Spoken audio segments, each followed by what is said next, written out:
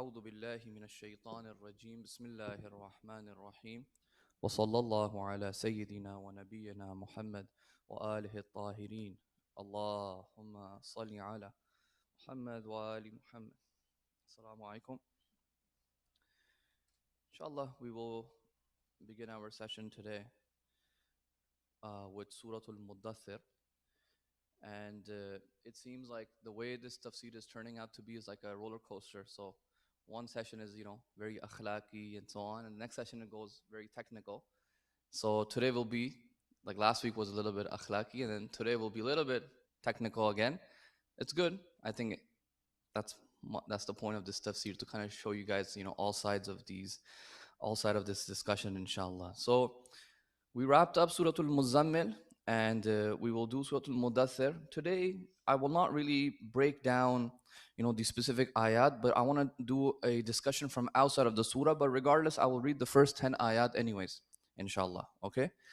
Bismillahir Rahmanir Rahim.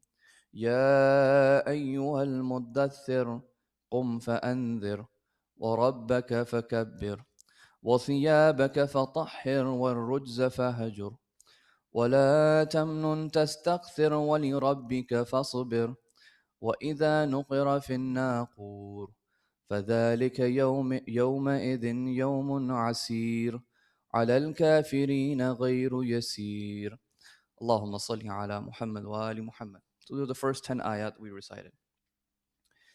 In a narration from Imam Baqir alayhi salam, he says, one who recites Surah al-Muddaththir in their obligatory prayers, meaning in the 5 prayers, then it is upon Allah to place this person alongside the Prophet in a lofty station, and the person will not see any distress in their life if Allah wills.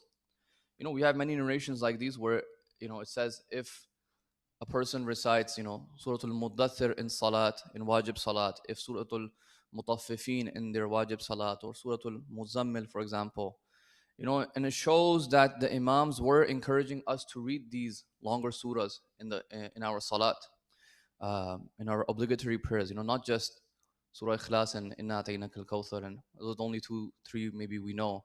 In Ramadan, we'll do an interjection and add Laylatul Surah al-Qadr. No, you're supposed to recite a variety of surahs in your salat, and we have many narrations about, reciting these multiple, different surahs, and it also keeps you remember these surahs as well. Okay. The general message of this surah, there are multiple themes in this surah, and one of the main themes that you will find is that the Prophet is. So remember, last Surah al-Muzzammil was basically the Prophet was asked to prepare for a responsibility that he will be given, but in order for him to prepare for that, he has to develop the spiritual strength for it. Okay, in this, he is now going to be commanded to go and begin this responsibility, which is called inzar. Inzar is warning. Okay, and he has to warn people about the hereafter. And then the themes of this surah keep continuing. Okay, the Prophet should inform them about the afflictions of the day of judgment. And then it shows how the Quraysh will give the Prophet excuses, and they will try to deny the Quran. They will say this person is just a magician, it's just magic has affected him. Then there will be descriptions of hellfire, and Allah subhanahu wa ta'ala expresses his wonder and amazement at these people fleeing away from the message of the Quran and the message of the Prophet sallallahu alaihi wasallam. So that is the theme of this entire surah. It's a bit long. It's like 50, I think 52 ayat. So 56 ayat. So I don't know if I will actually finish them in the remaining 3 sessions that we have, because today we will not even really go deep into any of these discussions, but I want to have another discussion today. And that is to do with, in the end of the 19th century, 20th century, again, when modernity was coming and so on. Early Orientalist scholarship, particularly in 18th, 19th century, they started off by researching into the Quran. Okay, Orientalist scholarship, which is Western scholarship, they started off by researching into the Quran, and they wanted to see. So, but they had already done that with the Bible, and they had said, this book is, not really all that as it claims to be. So they're like, okay, our next target is let's go after the Quran. And they began to research, and a lot of that research is available, in German, in Dutch. It's available in English also. Later on, English scholars, came in, and they did a lot of research, and they began to, belittle the Quran. They would say, this is no way, this is divine, this has this issue, it has this issue, and all these discussions, came up for 200 years. And after they were done with that, then they came after the Hadith corpus, right? So when they were discussing this, a lot of doubts and a lot of questions were, brought forth for Muslim scholars. And obviously, at that time, many Muslim scholars were visiting, Paris and London and these places, and they were confronting these discussions. And they would come back and they would try to address, these questions. In this discussion, a couple of trends started. One of the trend that began was actually the Quranist movement, which I spoke about, I think, in the last or the session before that, where I said, Orientalists were also discussing the Hadith. So they said, the Muslims themselves in India, they said, forget the Hadith, this is useless. Let's just stick with the Quran and let's focus our entire efforts on the Quran and see, this is the only book that is reliable. That was one effort. That was one trend. Another trend that began is a revisiting of the Tafsir tradition. And this group of scholars began to, these group of scholars did not deny the Hadith. They said, no, Hadith is there, the Islamic law is there, everything is there. But the Quran itself, the miraculous aspect of it is being questioned. It's being called a book which does not have any nazm, does not have any order. It's just random, like Surah Fatiha and then Surah Baqarah. Like, if you were to read a book, in school, chapter 1, chapter 2, chapter 3, there's an order to it. There's an order, there's a coherency to it. It's not random all over the place. Right now, the Quran seems like it's all over the place. Like, what does Surah Fatiha have to do with Surah Baqarah? Okay, and then in the middle, like Surah Tawbah comes and Surah Yusuf comes. Like, what is the relationship? One is about war and killing, and one is about story of Yusuf. So they began to question this. So a group of scholars, they began to say that, no, we believe the Quran is a miracle. And within the miracle, so even, brothers and sisters, even within the miracle of the Quran, what exactly is the miracle? There is actually an entire discussion. Most of you just believe that the Quran is a miracle, meaning this text is, impossible to replicate. Yeah, that is the famous, opinion today. But that has not always been the view only. Okay, many ulama in the past, even Shia scholars, they believe no. They believed in a view called Sarfa. The view of Sarfa believed that the Quran is a miracle, not because the actual composition of it is inherently impossible for us to come up with. No, it is a miracle because we do not have the knowledge to produce this. And Allah prevents us from gaining that knowledge. There's a huge difference between these two views. Okay? Because the view of Sarfa says, what is this? These are just words. They're just words. I'm using words right now. I can take words and I can put them together. Right?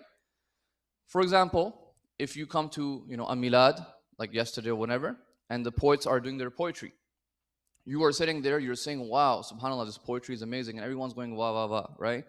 Now, I as a poet, a non-poet, I am mesmerized by this poetry, okay? But am I going to say it is, and by the way, I don't have the knowledge to produce this poetry. I haven't learned poetry, I haven't learned, English or Urdu, whatever. I haven't learned the science of poetry. So it is not possible for me to produce this poetry, but is it inherently impossible for me to produce it? It is not inherently impossible. I mean, it's just a composition of words. I go learn poetry and I can produce it as well.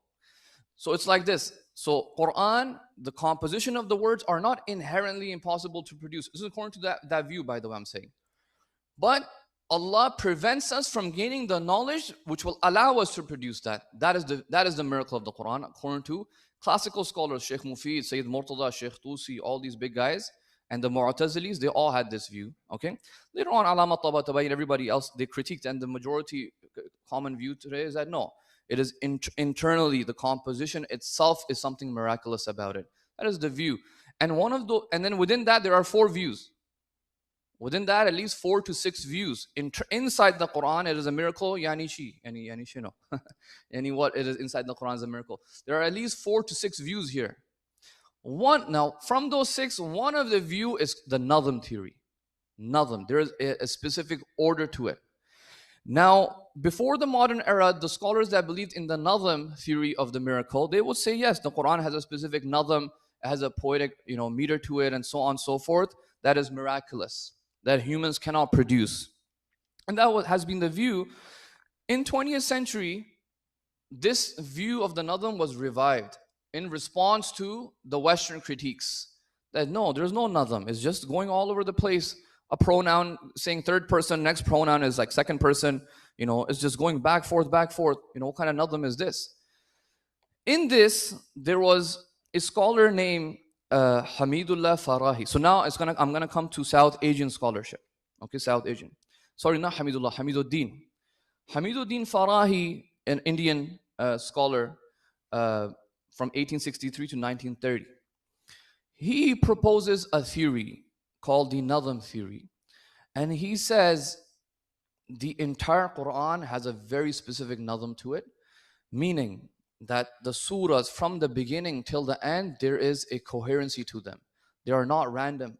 And if you read them within this Nazm, you're going to get a very much deeper meaning out of it. Hamiduddin Farahi, he came up with this theory, but he passed away and he was unable to complete his work. And at that point, you had a scholar named, which some of the uncles may know, Amin Ahsan Islahi, one of the founders of the Jamaat-e-Islami in Pakistan, with Abdul Allah Maududi and these scholars of Pakistan. One of them was Amin Islahi. Islahi, his name is, okay? He took this theory, he was a student of Farahi, he took this theory and he literally expanded on it into a 9-volume tafsir book. 9 volumes. It's called Tadabbur al-Quran. In Urdu, it has been translated partially into English and 1 or 2 other languages. And he came up with, he really, really expanded on this theory. Okay. And what did he say? He says, I will take this theory of Nazm and I will really expand on it, and I will show you that the Quran has a lot of interesting patterns. Okay. So they would say he would say there are 4 attributes of the Quran.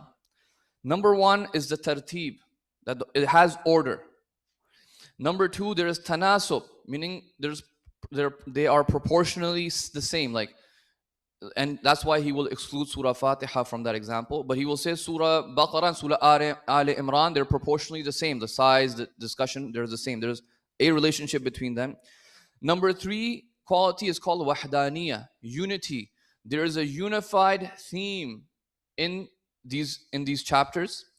And the last one is the Nazm, which is coherence. Okay, what did he mean by coherence? I'm going to quote from him himself. He says, in brief, by nizam, by this order, coherence, we mean that a surah be a totality. The entire surah, remember we spoke about Makki ayah, Madani ayah, it's irrelevant for him. He says the entire surah is a totality, and it also relates with the surah that precedes it and the one that follows it. So Surah Baqarah, when it ends, its ending is connected with the beginning of Ali Imran, for example. Surah al-Muzzammil, when it ends, its ending is connected with Surah al-Muddaththir. Okay, and Surah al-Muddaththir's beginning is connected with the Surah al-Muzzammil. The end of Surah al-Muzzammil is connected. And on this principle, the entire Quran will be seen to be a single discourse. All of its parts from start to finish being well ordered and well knit. Okay. Then he says, reading the Quran outside of his nazm or not understanding his nazm will lead to misinterpretations, especially socio-political misunderstandings. Okay, so remember, these scholars were also trying to present an Islamic way of governance as well. Okay, how to live in society. There's all these issues that are coming up. So they wanted to interpret the Quran in a way that they could offer certain theories. For that theory, he says the Nazm, you have to look at it from a view of this Nazm theory that I'm presenting. Okay.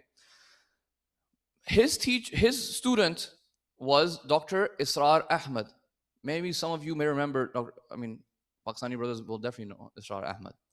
Dr. Israr Ahmad, besides the few controversies he had with the Shias, overall, in terms of the Sunni world, he was a very, very top-notch scholar, particularly scholar of Quran. And his tafsir lessons are very famous. You can, YouTube them or whatever. He was influenced by Islahi's theory of Nazm, this Nazm theory.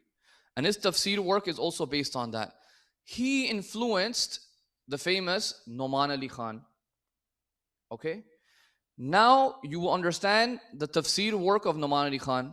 Why is Noman Ali Khan's work so attractive? He's always showing patterns. Surah Yusuf, the beginning connects with the ending, and this and that, and everybody knows Noman Khan, right? This is the Sayyid. This is how the chain is going back. Okay, so Noman Khan heavily influenced by Dr. Israr Ahmad. Dr. Israr Ahmad influenced by Islahi. Islahi influenced by Farahi. So you're getting this from 19th century, coming from Pakistan, from India. There was no Pakistan, India, then Pakistan, all the way to now US and North America. And his entire work, Noman Khan's entire methodology is based off of this theory. Okay, sometimes he mentions it, but you can tell by the fact that he respects Dr. Israr and Islahi a lot. And he says Dr. Israr Ahmad was my teacher and so on. I don't know exactly how he learned under him. Maybe he did, I don't know. But he's always respecting Dr. Israr. He says he was my teacher, he had an influence on me and so on. So now all those YouTube videos, and it's easy to make those YouTube videos as well, because now you have an order, so you can always make those cartoon images of Noman Khan. So this is the thing. What did Islahi say? Islahi says there are 3 levels of Nazm in the Quran. 3 levels. Number 1, on an individual surah level. Okay, so if any of you have seen Surah Yusuf of Noman Khan, you will know. The entire surah has a Nazm, according to this theory. Number 2, within groups of chapters. Okay, so what do you mean by groups of chapter? He means Surah 2 connects with Surah 3. Surah 3 connects with Surah 4, meaning the ending connects with the beginning of the next surah. So in this. And the last one is something that was Islahi's own theory. It was called between pairs of 2 chapters. Okay, meaning one chapter will complete the second chapter. It does not have to be in order, by the way. So number 1 is individual surah.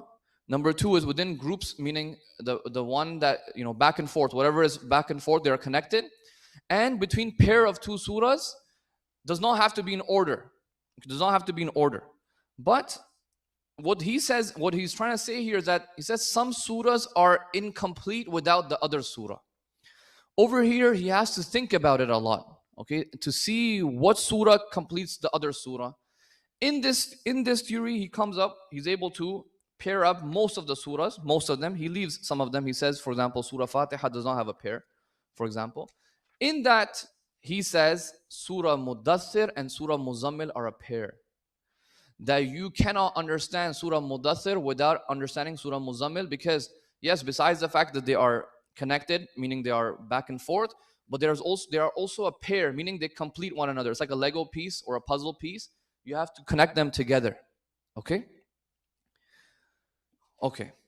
What are the characteristics of these surah pairs?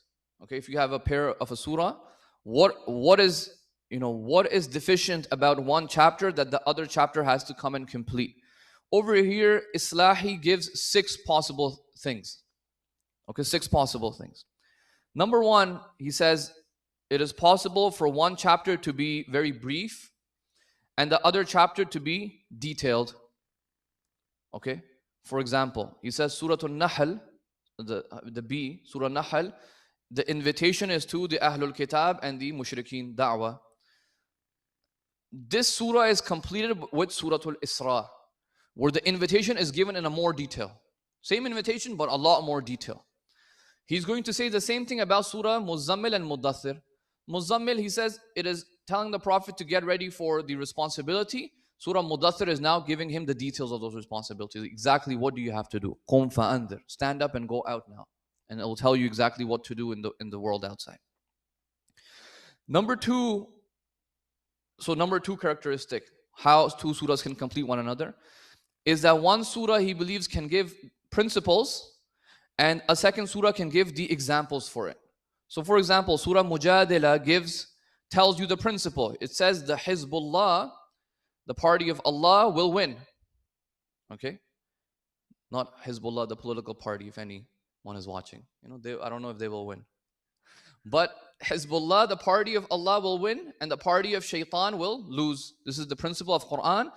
Surah al-Hashr will tell you the stories of the Hizbullah that are winning and the Hizb al-Shayateen that are losing. Examples from prophetic stories.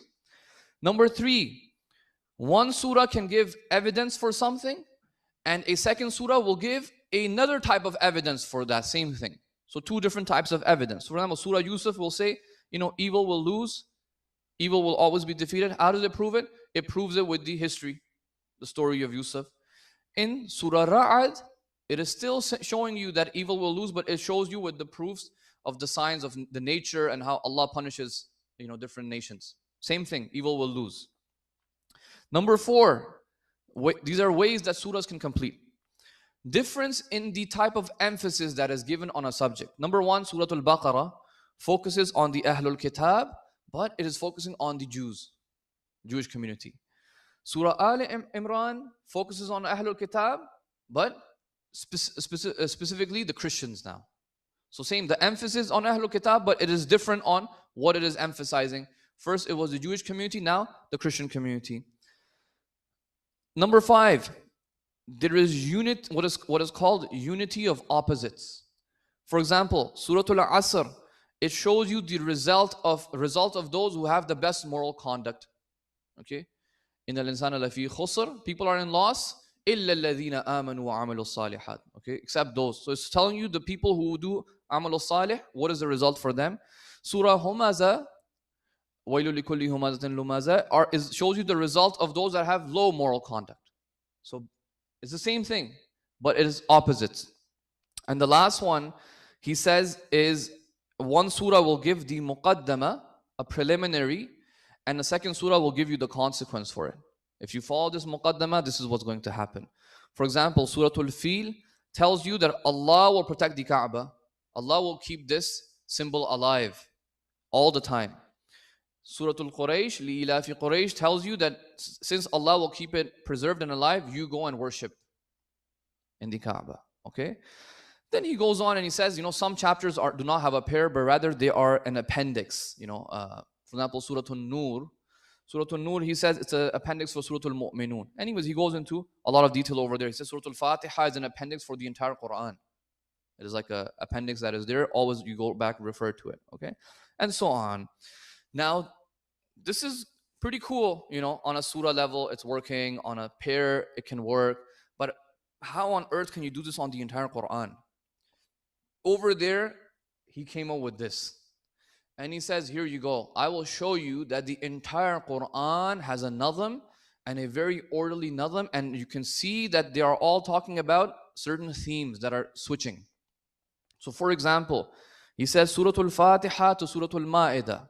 First 5 surahs, it talks about Islamic law. That is the theme of these 5 surahs. Law. And that's true. There's a lot of laws in these first 5 surahs. Okay? Second, so now let's say that, the chapter changes, for example, of the book. Surah al-An'am to Surah Tawbah. It talks about the consequences of denying the Prophet, for the mushrikeen of Makkah, what will happen to them. Then you have Surah Yunus to Surah Nur. It talks about the glad tidings of, telling the Prophet that you will dominate, you will win. So all these chapters are about that. Number 4, Surah Furqan to Surah Ahzab. It talks about the arguments about prophethood of the Holy Prophet and the fact that you have to believe in it. Number 5, Surah Saba to Surah Al-Hujarat. Arguments on Tawheed and the requirement of believing in it. Surah Al-Qaf to Surah Tahrim. Arguments on the hereafter and the requirements of belief in it. Okay? And the last theme, he says Surah Al-Mulk to Surah Al-Nas, is admonition, warning the Quraysh about their fate in this world and in the hereafter if they deny the Holy Prophet. Surah al-Muzzammil and Surah al-Muddaththir come into this, right? And if you notice last session, or like in the last surah, we talked about the hereafter, the Quraysh will be punished. He says the general theme of this entire section is this. Now, look at this. For example, let's go to the second theme. Second theme says consequences of denying the Prophet and the polytheists of Makkah. That is the theme, right? How does it link? How does Surah Al-An'am to Surah Tawbah link with one another? He says, here you go, I'll tell you. Surah Al-An'am speaks about how the Quraysh ruined their religion, distorted their religion of the Ibrahim alayhi salam. Okay, that's Surah 6. Come to Surah 7, which is the next one, Surah Al-A'raf, gives them a warning that if they do not change their ways, they will meet the same fate as the previous nations. Surah Anfal, which is the one after that, starts to tell the Muslims to prepare for war. Surah At-Tawbah is the final ultimatum given to the mushrikeen, and then it's straight command to fight. So you see, even within that, he's saying, look, it's building up to this point, this narrative. Okay. Now, he does this, and I have written here some Iranian scholars as well. Muhammad Ali Lisani Fishar. He's a professor in Tabiat Mudarris University in Tehran, very well-known university, and he's a scholar from Dars Kharij, from Isfahan and Qom and so on.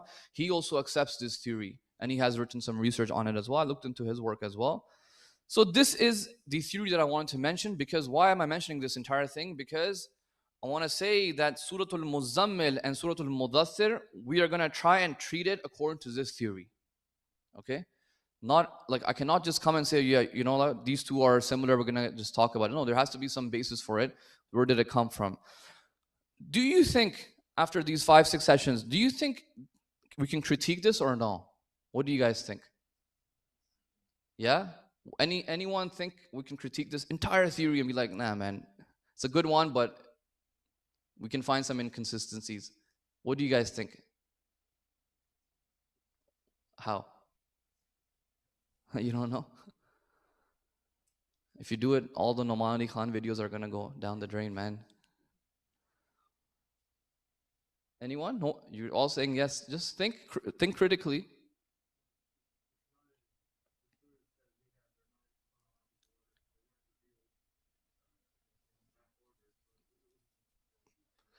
That is the most important critique on this entire theory.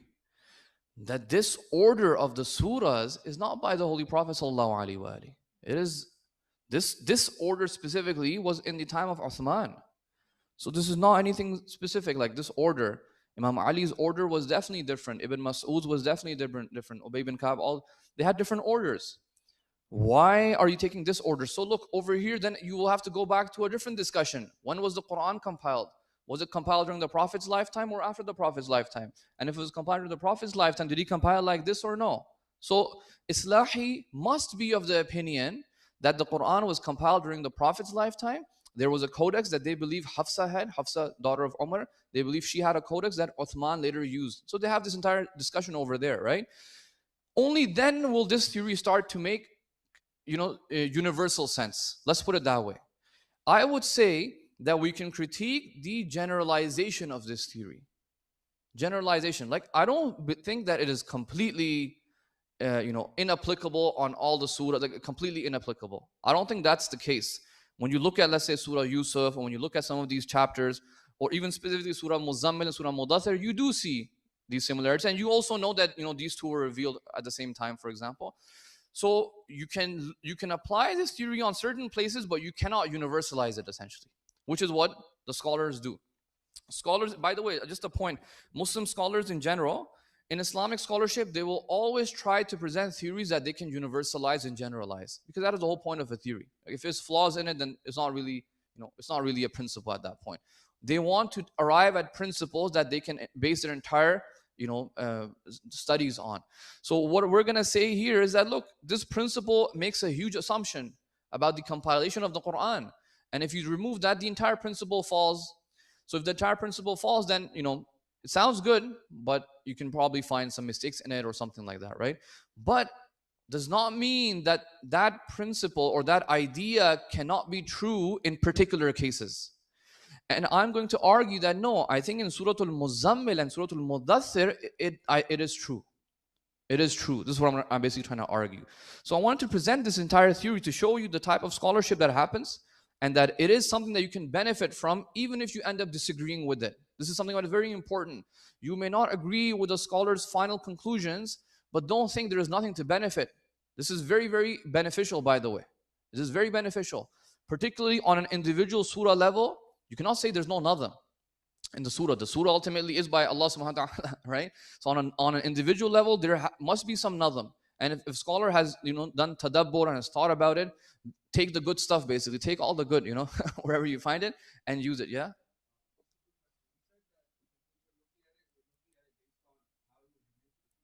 Yeah. No, so Islahi, their whole point is exactly this. They're saying the earlier Arabs who would have heard it, they would have understood this nazm. And then they say, because we have such a huge distance now from that era, we've gone away from it, we've gone away from the Prophet's time, we are the ones who have not, we're the ones who are not realizing this. Otherwise, the audience, immediate audience, they would have known these. They would have seen these patterns. They would have seen there's a story here, for example. Yeah, that's the point. So he's saying we're trying to go back to that. And in order to do that, we have to figure out the Nazm. Okay? So now, Surah al-Muzzammil and Surah al-Muddaththir, how are these, related? What is going on? We'll mention, a couple of points here to show that Surah al-Muzzammil and Muddaththir have a very similar theme. One is just sort of completing the other. Okay? Okay. Both surahs begin with a sort of warning. Both surahs begin with Ya ayyuhal, Muzzammil or Muddaththir, and also begin with a warning to individuals and society at large. Okay, they address the Prophet. Both of them address the Prophet as somebody who is covered in a garment. Okay, it's either a garment or a blanket, and it shows that the Prophet is in a concerned state. Okay, he's worried either because of the remarks and the slander that he's getting or whatever. After that, Surah Muzammil focuses on preparing the Prophet for warning the community, and it lays out the spiritual requirements for that we discussed last session. After doing that, Surah al-Muddaththir now begins to give him the direct command to go and now warn the community. You have the spiritual strength, go and now command. Okay? Surah Muzammil introduces the night as a means of gaining that strength for that responsibility. Surah Muddaththir is now using the day, to go and do your work. Okay, go and do your indhar, go and warn your people. It speaks to the responsibility. Okay, the commands that are given in Surah Muzammil are very personal and concern the worship of the Prophet. Okay, ayah 2 to 12 and ayah 20. Okay, if you look at Surah Muzammil again, ayah 2 to 12. قُمِ اللَّيْلَ إِلَّا قَلِيلًا قُمِ اللَّيْلِ قِيَامُ اللَّيْلِ. Okay, رَتِّلِ الْقُرْآنَ تَرْتِيلًا. Recite the Quran. You have وَاذْكُرِ اسْمَ رَبِّكَ. Remember your Lord. وَتَبَتَّلْ إِلَيْهِ تَبْتِيلًا. Seek refuge in Him, or have focus towards Him, and so on. And the ayah 20 also talks about zakat and salat. The commands are all to do with ibadah. But if you look at Surah Muddaththir, it talks about the daytime responsibilities. قُمْ فَأَنذِرْ. Surah Muzammil says قُمِ اللَّيْلِ قِيَامُ اللَّيْلِ. This one says qiyam, to do indhar. Okay, so the things are not ibadat per se, but they are more, go outside and preach. وَثِيَابَكَ فَطَهِّرْ. Go clean your clothes. Inshallah, we will get to these discussions. وَثِيَابَكَ فَطَهِّرْ. Okay, so in Surah Muzammil, the qiyam is occurring at the night time. Surah Muddaththir, the qiyam is happening in the daytime. So this is the completing one another. Okay, both surahs talk about worshipping Allah to the extent possible. Surah Muzammil asks the Prophet ﷺ and the believers to pray and engage in the night vigil, okay, the Qiyamul Layl, even if it is for a short time. Surah Muddaththir emphasizes that one should not be lazy in this. And you can tell by the quick commands that are being given. Ya ayyuhal muddaththir qum fa'anzir wa rabbaka fakabbir wa thiyabaka fatahhir wa rujza fahjur wa la tamnun wa tastaksir wa li rabbika fasbir. This is like somebody is sleeping, like today, I woke up a little bit late. After Fajr, we slept. I said my kids will wake me up like they do every single day. I didn't turn my alarm up. It was 9:43 and I messaged, oh my God, I'm going to be late. When you're up that late, what you're doing is something very quickly. Get up, quickly go to the washroom, brush your teeth, put some clothes on. There's not even iron. I'll wear a bow on top. It'll get covered, right? So you go quickly. These are quick commands because there's an urgency to get there on time. Alhamdulillah, I was able to reach. This is like that. The spiritual strength you've gained it. Now there's no time to waste and be like, kal karenge, we'll do it tomorrow. Family, it's my family, I'll go to their house tomorrow, warn them. No. Qum fa'andir. Quickly run, stand up, do the takbir, announce the takbir, clean yourself, stay away from the impurity, stay away from the shirk, and so on and so forth. So these commands are being given, but they are, as I said, daytime responsibilities, and they're saying that yes, I did tell. Surah Muzammil says yes, we did tell you to not overburden yourself with the ibadat if you're unable to, but it also does not mean you become completely lazy and completely not do anything now. So this is how they're being related over here. So speaking about the urgency of maintaining that strength. Otherwise, you gain the strength and you're not doing anything with it. You're wasting it, basically. Okay. So Surah Muzzammil says that in Surah Muzzammil, Allah subhanahu wa ta'ala asks the Prophet to have his full attention towards him. In Surah Muddaththir, ayah 3 to 7, it is showing the Prophet how to physically manifest that. Okay? وَرَبَّكَ فَكَبِّرْ. Say the takbir, announce, proclaim that Allah is great. Purify yourself and stay away from impurity. These are practical ways to stay away from have focus on Allah subhanahu wa ta'ala. Another theme is that both surahs, Surah Muzzammil is telling you that ibadah, worship, is a prerequisite for propagation, tabligh, iblagh. It's a prerequisite. If you do not have the spiritual strength, you will not be able to do the propagation. In this surah, it is saying that the inzar, the warning that you will be giving, is a prerequisite for remembering Allah subhanahu wa ta'ala, for the community. So for Surah Muzammil tells the Prophet, you have to do this responsibility, but you have to do the worship first. If you do the worship, you will be able to do the iblagh. Now that you can do the iblagh, remember, you yourself are doing dhikr of Allah subhanahu wa ta'ala. You have to now do inzar to people so that they can also remember Allah subhanahu wa ta'ala. So showing you these two prerequisites over here. Okay? It says, what did I write here? Yeah. Surah Muddaththir, in Surah Muddaththir, which is the one we're doing, the Prophet is asked to warn people, and it tells the consequence for not taking heed of his warning.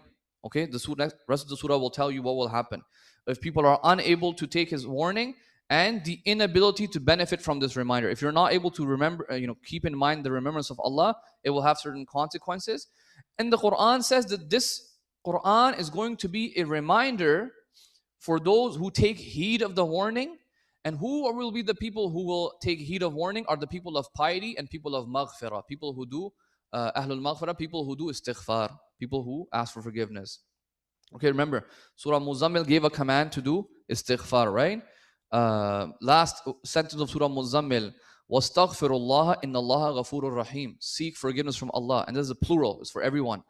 In this surah, Surah Muddaththir, at the end, last ayah, وَمَا يَذْكُرُونَ They will not remember إِلَّا أَن يَشَاءَ اللَّهُ هُوَ أَهْلُ التَّقْوَى وَأَهْلُ الْمَغْفِرَةِ. They will not remember Allah subhanahu wa ta'ala except when He wishes, and they will be the people of piety and the people of maghfirah. They will be the people who will seek the forgiveness. Surah Muzammil gives the command to pray, and the next surah, Muddaththir, gives the consequences of those who will not pray. Okay, Surah Muzammil told the Prophet to engage in salat. Surah Muddaththir, ayah 40 to 43, it talks about people in the hellfire. في جنات يتساءلون عن المجرمين ما سلككم في سقر. People of heaven are going to ask people of hellfire, why are you guys there? قالوا لم نكن من المصلين. We were not the people who used to pray. Okay, so command and the consequence for it, preliminary and the consequence for it. Okay, abandoning prayers. And both surahs also talk about the difficulties of the hereafter. Okay, Surah Muddaththir, Surah Muzammil, 14 to 17 explained, what will happen, of people in hellfire, and the mountains will break, and the children's hair will turn gray, if you remember that. Surah Muddaththir, ayah 9, 10, and 46 also gives a characteristic of the Day of Judgment by calling it Yawmun Asir. Asir, today in Arabic, asir is basically like juice. Okay, you go, and they call it asir because you squeeze it. Okay, you squeeze the orange, for example, or the grapes, it comes like a juice, right? Yawmun asir actually means a very difficult day, like a very, very tough day, like as if you will be squeezed, for example. Okay, this is what it is speaking about. The Surah Muddaththir commands the Prophet to begin warning. Ayah 36 introduces warning, this inzar, for all of humanity. Ayah 50 to 51 mentions two groups of people in front of this inzar, those who will accept it and those who will reject it. Inzar is going to be the prerequisite upon which the community will be built. By the way, there are two concepts, inzar and tabshir.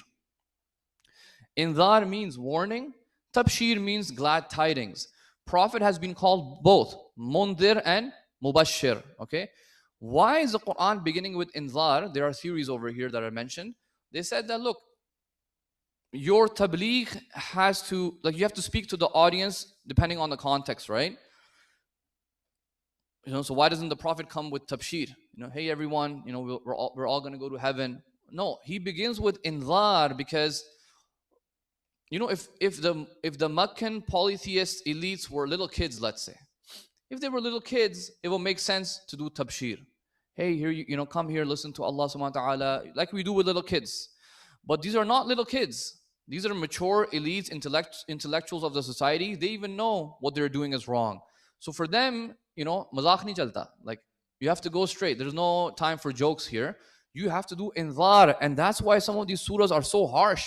Like the first few surahs, hellfire, and we will grab you with the nasiya and we'll punish you. Because for them, there's not, a good ways is not going to help right now. You have to warn them, shake them.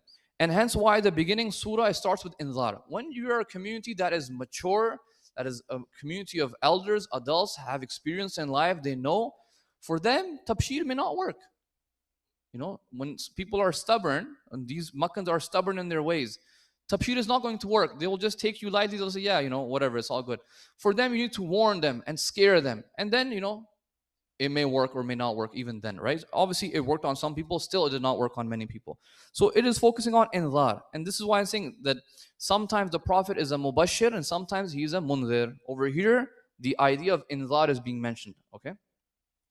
So these are the discussions that have to do with Surah al-Muzzammil and Surah al-Muddaththir, that you can look at both of these two surahs as a pair. Both of them are completing one another. One is giving sort of the general, general message, and the next one is giving the details and also the consequences of those things. Okay, so I think if we look at it this way, it seems pretty consistent. Doesn't seem too inconsistent or incoherent. No, you look at them together, and there is also discussion. Some say that these two surah were revealed at the same time. Some opinions say that. Some say no, it was one after the other. But nevertheless, even when you read it, you can tell it must have been at a very similar time frame. Okay, it doesn't seem like it was revealed 10 years later after Surah al-Muzzammil, right? So I personally think it is consistent with this two surah theory, even if that theory is not completely universalized to the entire Quran, but definitely in Surah al-Muzzammil, Surah al-Muddaththir, that seems to be very, very consistent, okay? I will do one final discussion here for today, and then inshallah, next session we will do the roller coaster will come back. The Leviathan will come back down, okay, the behemoth will come back down. One discussion that happens on Surah al-Muddaththir is this second ayah, Qum fa'anzir. And this is going to be a history discussion right now. And that is the discussion on the secret propagation of Islam or the open propagation of Islam. Many of you have heard and learned that after the first revelation came down, the Prophet ﷺ, after it came down, he announced the message to some of his, Lady Khadija Salamullah alayha and Imam Ali alayhi salam, for example, and Abu Talib, for example, these very close people. But there was 3 years of secret propagation. It was in secrecy. Okay, it was not open. And this is a view that is pretty, common and, you can say maybe even famous. But many historians have questioned this. Muslim, even Shia historians, they have questioned this. They said, no, what do you mean there was a secret propagation? What does that even mean? In a small society like Mecca, you're telling me Surah al-Alaq is coming. And Surah al-Alaq is coming because we said the Prophet was already praying and Jibreel had already come. So what's so secret here? If Abu Jahl knows what's going on, then what's the secret here, right? The reason why they came to this theory is because of certain reports that are there in the Sirah books, and also because of some of these ayat that are mentioned, okay? For example, one of the ayat that is mentioned is this Qum fa'andir. Qum fa'andir, many ulama have said that there was this secret propagation, there was a secrecy, and the Prophet is now being asked to do inzar, stand up and do inzar. Now is the time for you to go and, tell the people the message. So they say that means there must have been this period of no inzar, the secrecy. So look, they're using this as a source to interpret the seerah. And the other famous ayah is Surah 15, ayah 94. where it says فَاصْدَعْ بِمَا تُؤْمَرْ وَأَعْرِضْ عَنِ الْمُشْرِكِينَ. فَاصْدَعْ بِمَا تُؤْمَرْ, they say it means then declare what you are commanded and turn away from the mushrikeen. Declare what you have been commanded. Again, they say this means that there was a time where he was commanded to do things, but he was not commanded to declare it. Okay? He was not commanded to declare that. That means there must have been a period of the secrecy, and some of the reports in the history books show us that there was a 3 years of secrecy. Okay. I personally disagree with this secret tabligh narrative of history, and as I said, many Shia scholars have also critiqued it. Now I'm going to explain why this doesn't make any sense. Okay. That same ayah, Surah 15, ayah 94. If you look at the next ayah, ayah 95, it says, "Inna kafaynaka al-mustahzi'in." Indeed, we are sufficient for you against the mockers, those who are mocking you.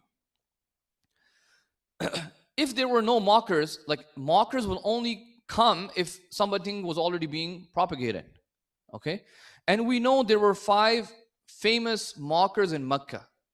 Okay, 5 famous ones. Walid bin Mughira is one of them. As bin Wa'il, the Surah al-Kawthar was revealed because of him. Al-Aswad bin Abd Yaghuth, Al-Aswad bin Muttalib, and Al-Harith. These are 5 individuals. The most famous ones are Walid bin Mughira and As bin Wa'il, these 2. These 4 or 5 people were definitely there. As a matter of fact, in some history books, it says in Surah al-Alaq and Surah al-Muzzammil, it was As and Walid and Abu Jahl. These people were already involved in this entire process of mocking the Prophet and making fun of him. So definitely they were already there, and they already knew the Prophet has come with a message in the very first beginning of the revelation. And the ayah that you're citing, 1594, to say that no, there was a secrecy, then they're commanded. The next ayah saying we are sufficient for those who are mocking you. Well, people are mocking him because it is known, it's already declared. The message is already declared. Okay. The reason why there is this confusion is because there are 3 sermons of the Holy Prophet sallallahu alaihi wasallam, and these sermons make it seem like there was a secrecy, there was a secret propagation, and then later on it was open. People did not know. I'm going to quote some of these very brief sermons to show what had happened, that it was not secret. Okay.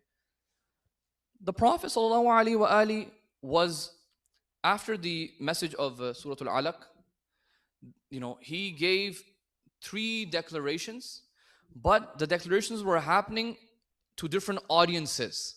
Not that it was not open. Once you're giving a sermon in public, it's already open. People already know. But the audience is a little bit different. Okay? The first sermon he gave this is the first ever sermon that the Prophet gave as an announcement, was at Safa, mountain of Safa. Okay, what does he say? He begins to call out the tribes of Quraysh. He says, "O Bani Fihr, O Bani Adi." Adi and, sorry, it should be Uday. Uday and Fihr were the 2 ancient tribe leaders. They all gathered, and he says, Abu Lahab also came. The Prophet said, "Tell me, if I were to inform you that there is an army by the valley which intends to attack you, would you believe me?" All of them said, "Yes. We have only experienced truthfulness from you." Prophet says, "Indeed, I am most definitely warning you of a severe punishment ahead." Okay, just a warning that he gives. And Abu Lahab says, "May destruction come to you." Okay, basically tabbat yadak. May destruction come to you for the rest of your life. Have you merely gathered us for this? So Abu Lahab, he was mocking the Holy Prophet sallallahu alaihi wasallam, and some say this is when Surah Lahab was possibly also revealed. So this message is there at Sermon of Safa. It's called the Sermon of Safa, and maybe some tribe leaders are there. Abu Lahab seems to be there, but maybe the message had not yet reached in the entirety of Mecca. Well, how can you say there was a secret message if the first message is happening publicly on an open space? Second is a sermon at Abtah. Abtah was on the outskirts of Mecca. It was on a road towards this bazaar that used to happen, very famous bazaar over there. So you can tell, like, the Prophet perhaps went, on one of these years towards this bazaar. He was going, and at that place in this village, this location, he gave this. He says, "I am a messenger of Allah. I invite you to the worship of Allah, and I invite you to abandon the worship of idols, which cannot benefit you nor harm you, nor do they create or give sustenance, and they do not bring anyone to life nor cause them to die. If he is giving this sermon at Abtah, it is possible that it was an attempt to get the message across to multiple people, because what would happen is they would go, basically the market was called the market of Uqaz. Very, very famous market called Uqaz, okay? It's like the, flea market or something of, that era. It would happen right before the Hajj season. It would happen. There's entire books written on this market. It's that important. On the way to get to Uqaz, you had to go to Abtah. Uqaz is in Taif today even. So you can see, like, if he was going towards Uqaz, when he stops here, there must have been people coming from Yemen and, different, because merchants would be on this. So when he's giving this message, he's clearly announcing it openly, declaring it openly. And right after this market, people are now going to come back towards Hajj. And at Hajj, he gives another sermon, another open declaration at the Hijr Ismail, the footprints that are there. And he says, O Quraysh, O Arabs, I invite you to testify that there is no God but Allah, and that I am the messenger of Allah. I command you to abandon the worship of idols and respond to me, so that you will be like kings in paradise. In sermon of Safa, he gives inlar, says there's a punishment. In sermon of Abtah, he says abandon the idols, they're useless. In sermon of Hajj, he says I command you, or I invite you to testify that La ilaha illallah, and that I'm the messenger. So yes, the invitations are a little bit different in nature, but the fact that he is announcing something openly is very clear. And therefore, there is no reason to believe that there was 3 years of secrecy and nobody knew what was going on. No, people knew. People knew what was going on, and that's why there were all these mockers and people making fun of him and so on. Yes, it is possible that after 3 years, when more and more people began to come to Islam and they increased their oppression and harassment to the Prophet, yes, that is possible. That is possible. That could have happened. But to say that there was no, it was all secrecy. The reason why I'm saying this is because, look, when we study the seerah of the Holy Prophet, we are attempting to derive, lessons from it at the end of the day. If this secret, so now let's say you want to build a community. You want to build a community. You may say, I want to follow the community model of the Holy Prophet sallallahu alaihi wasallam. And in the first 3 years, he was just secretly involved and he was not getting anybody involved. And it was just a secret movement trying to just get people to come in. You don't understand. You are taking this lesson from the seerah. And if this is true, it is a valid lesson to take from the seerah. But if it is not true, then it is not a valid lesson that you can take from the seerah. You can use it, you can use that tactic on your own and as a strategy if you want to use it, but you cannot attribute it to the Prophet or Islam at that point. This is the difference, okay? You can use it as a strategy if you want, by saying, look, we want to build a community, but we're going to build it by, going very undercover, want to focus on the elite of the community, for example. But you cannot say the Prophet also did this at that point. You cannot say that. The Prophet didn't do it. Yes, did the Prophet work slowly towards it? 100%. And that's why we're doing the Makki surahs, because Makki surahs, definitely you do have an idea that is focusing on Tawheed, is focusing on ethics, and that's the priority over here. And eventually when the Madani surahs come, like in the beginning, Surah Baqarah, Al Imran, Islamic laws are all coming near the end in Medina. So that definitely you can take from the seerah of the Holy Prophet, and as well as from the Quran. I'm going to wrap it up today. I wanted to do these two discussions that are related to Surah al-Muddaththir. One was that entire, pair theory. And I pretty much summarized Surah al-Muddaththir today, just the general themes of it. Inshallah, next session we'll go a little bit deeper into some of the specific discussions. And the second discussion was the history discussion, which is related to Surah al-Muddaththir, because they say Qum fa'andir is a reference to the inzar that will happen. By the way, the specific example they use is the Da'wat Zulashira, Yawm ad-Dar. Everybody's heard of Yawm ad-Dar, where Prophet invited the Bani Hashim and he says, who will help me? And Imam Ali stood up. They say Qum fa'anzir is telling the Prophet to do that. Okay, so these are discussions that existed and so on. So we'll wrap it up for today, and inshallah next session we will continue. There is a request for Fatiha